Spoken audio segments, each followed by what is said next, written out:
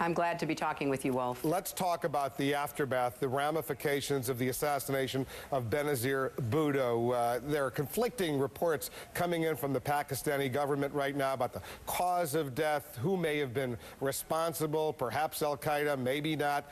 The bottom line, do you trust the Pakistani government right now to conduct a fair and full investigation so that all of us around the world will know who killed this woman and how she was killed?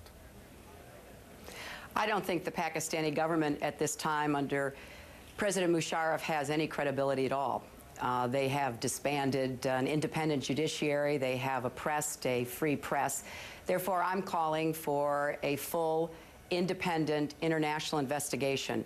Years since 9/11, the United States has provided the Pakistani military with some $10 billion.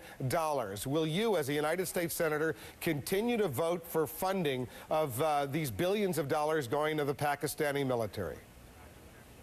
No, and I'm very pleased that finally the Congress began to put some conditions on the aid. I'll say this, Wolf. I think all of a sudden Hillary Clinton has become Jimmy Carter on steroids in foreign policy. Back in the late 1970s, we had an authoritarian leader in the Middle East, the Shah of Iran, who was a good ally of the United States, who had shared interests with the United States. He was threatened by a revolutionary Islamic movement, and Jimmy Carter all of a sudden started wringing his hands and basically withdrew our support from a friend there. I think Hillary Clinton basically is doing to Musharraf what Jimmy Carter did to the Shah, and the potential consequences are far greater, Wolf. We're talking about a regime that already has nuclear weapons. Al-Qaeda is already present on the ground there. They have a massive Islamist movement. If we try to meddle too much in their internal politics, what we can end up with is our worst nightmare, an Islamist regime armed with a nuclear weapon that's friends with Al-Qaeda.